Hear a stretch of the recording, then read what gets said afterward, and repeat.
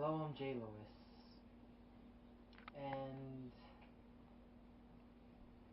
and as Halloween is approaching, one is reminded of the dead and ghouls and zombies and evil spirits and monsters starting to lurk the earth all over again for one night a year. And it just got me thinking, does evil really exist? Is it really something that we can really define as a real force? Is it something that's made up by humanity?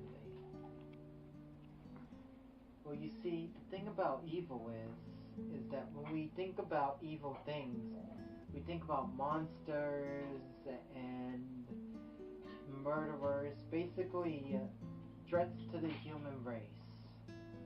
In other words, beings or things that like to cause suffering or inflict some sort of suffering or harm. And when it does it deliberately, we see that as evil. Now, I'm not saying that it's not bad to us, but when we look at this, when we look at evil in this way, we can really see that it's just what we would classify as suffering being inflicted upon an individual or a society or just overall humanity. Something that just inflicts suffering, death, and loss upon us. So in this way, we can't really define it as evil as so much as it's just something that causes suffering for humanity.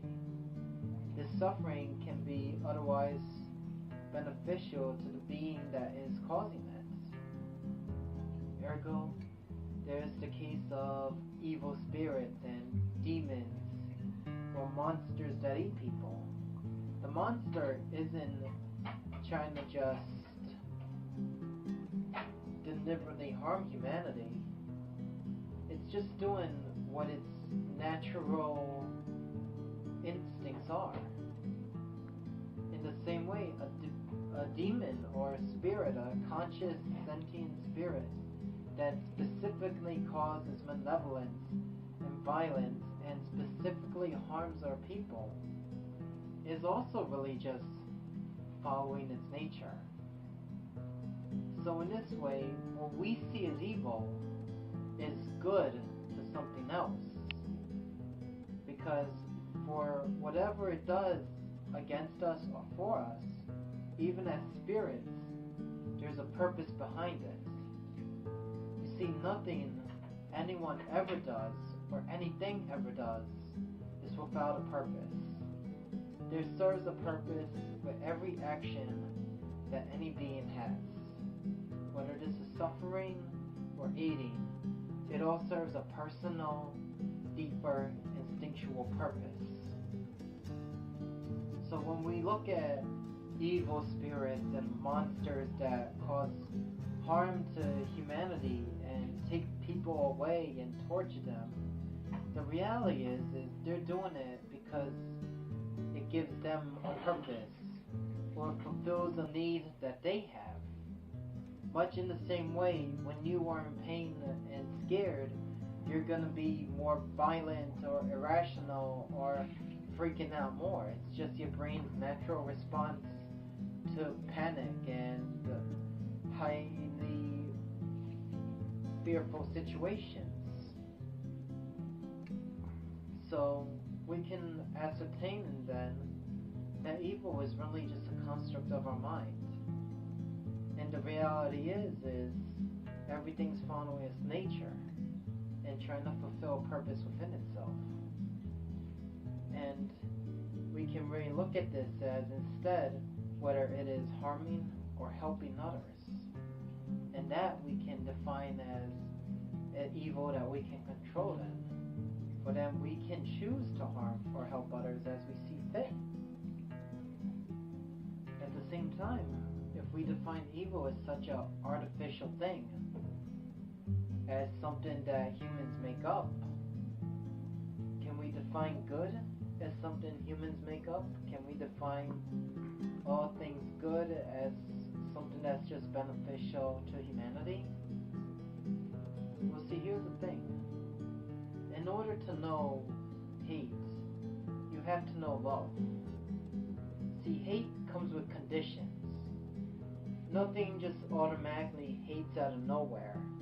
There's reasons for hate. There is a reason that something is to be killed, and the reason is because it's alive in the first place. But there's a reason for hate. Anytime anyone's done anything bad, they have a personal reason that makes sense to them, but probably not to others, or makes sense to others, or any combination of the above. But there is a reason behind hate, and any kind of hate you mean. Love, however, love can be unconditional. You can find yourself totally in love out of nowhere from hanging out with someone. Or you could just find yourself growing attached to something just out of nowhere. Even though you have really no reason as to why, I'm sure there would be reason. But you don't even have to understand the conditions for love. Love can be entirely unconditional. Hate, however, must have conditions. And as hate can be turned into violence and cause suffering in others, then this can be evil. In that, because there is life, there is death, and death and loss are things that we see as being taken away from us, cause us to hurt. So we define sometimes so we tend to lump in death, the Grim Reaper, and ghosts, and things being taken from you, and robbers, as evil. And not that evil is a good word for those terms, but really, this is evil in a way that we define it as. Good things, however, life, living, awareness, being the best version of yourself, manifestation, all these things come without conditions. Life tends to just happen. And because life just happens, the universe is just naturally good. Because it allows us to exist in it in the first place. And because of this existence, because of this reason that we can survive here and on no other physical plane, it's only that the universe is beneficial towards us. And because the universe is beneficial towards us, we can ascertain that the universe is naturally good. And there are things that are naturally here wanting to help us. Because life spawned out of nothing, from just tiny small microcells, we grow into complex organisms, all through the forces of evolution and biology.